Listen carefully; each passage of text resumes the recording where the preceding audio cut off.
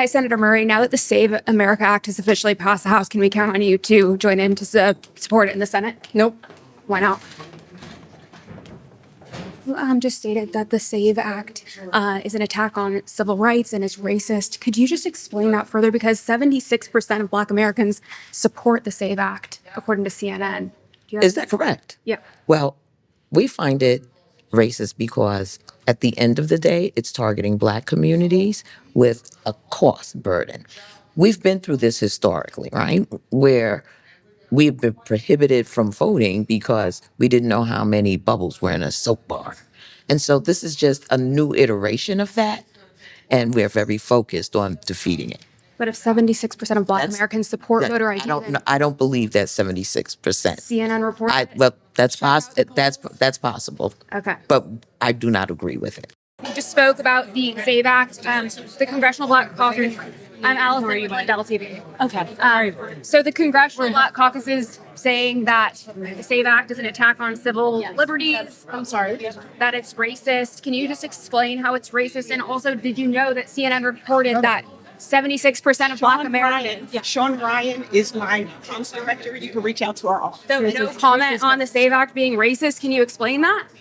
Sorry, we have to get. Do you want to secure elections and ensure that illegals are not voting in our elections?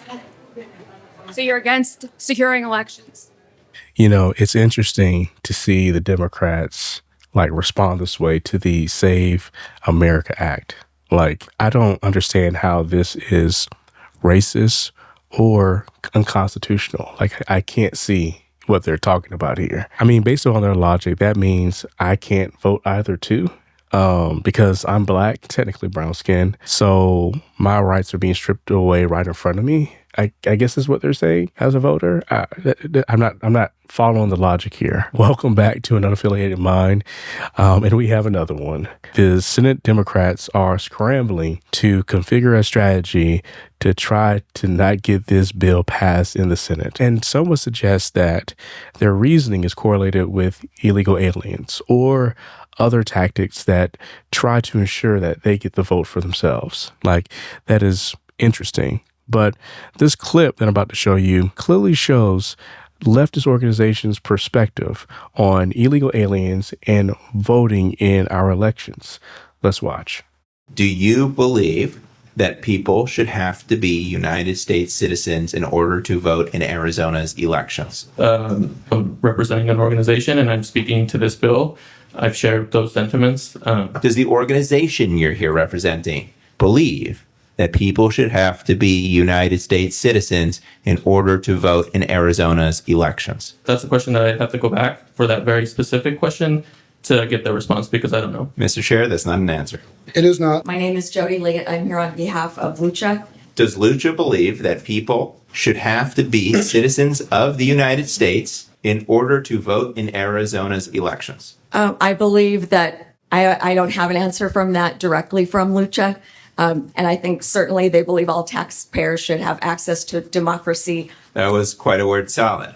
People who are non-citizens who are working in Arizona, whether they're here legally or illegally, pay taxes. Does Lucha believe that non-citizens should be able to vote in Arizona just because they pay taxes?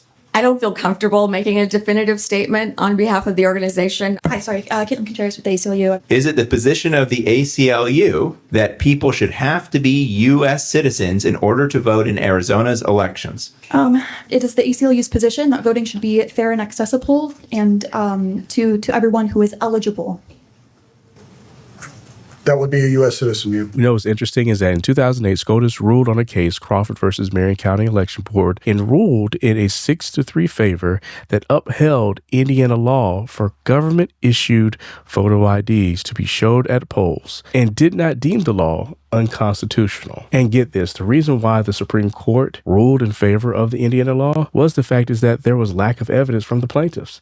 They failed to produce any witnesses. Now, out of the 6.41 million residents in Indiana at the time, you couldn't find one. But let's drill down, though, to Marion County, though, to where they had 887,000 plus residents.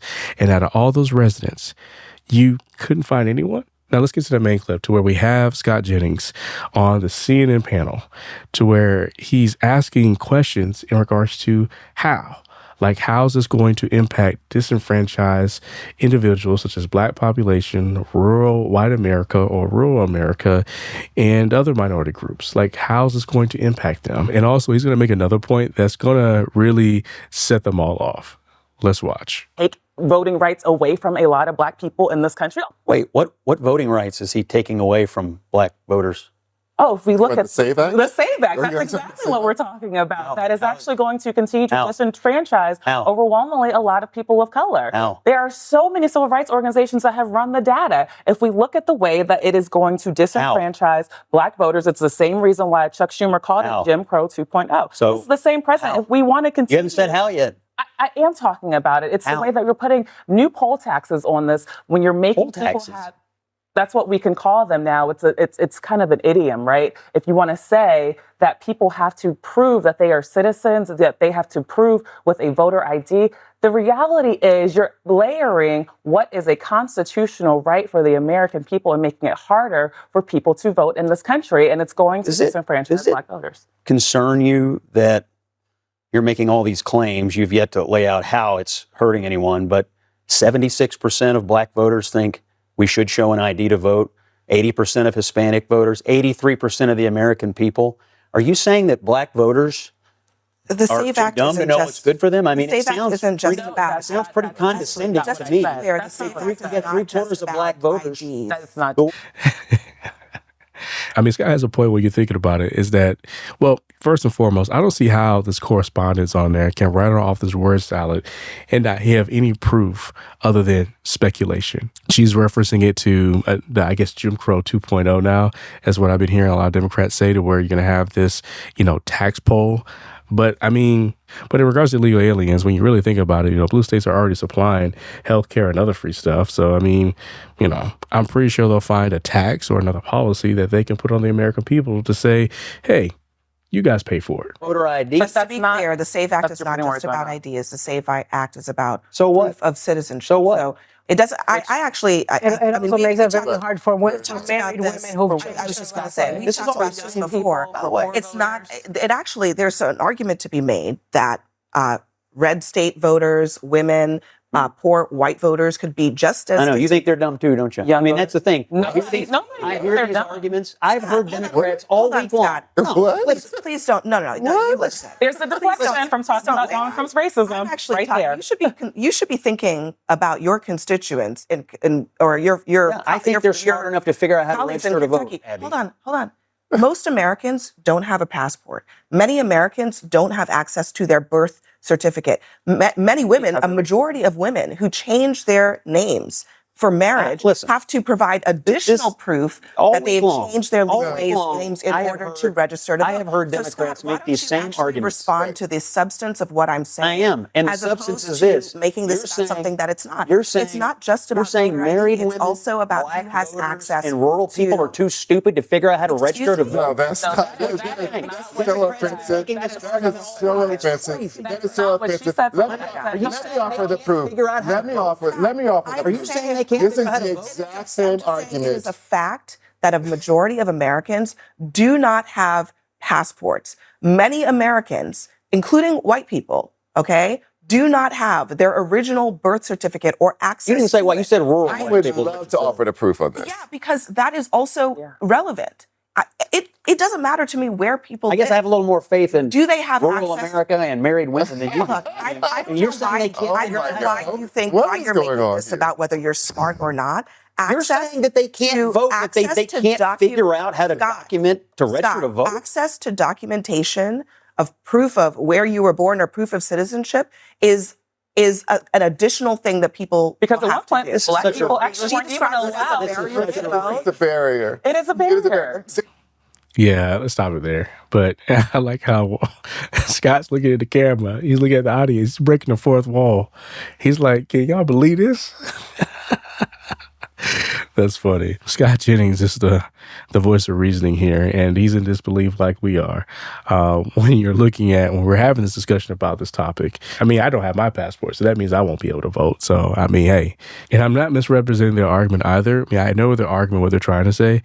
They're saying is that, requiring any type of photo ID to vote, when photo IDs are expensive, is a form of poll tax. That's what I'm getting from what they're saying here, which is obviously a false equivocation when you think about you're treating ID costs to a voter fee, which there isn't a voter fee at all. But I mean, if they present an example, a good example, as far as something that we could observe and really have a conversation about, then this probably would be a different discussion. But they didn't. So there you go. Anyways, though, get at me in the comments. As always, please be safe, and don't forget to like, subscribe, and share to the Unaffiliated Mind. Until next time, deuces.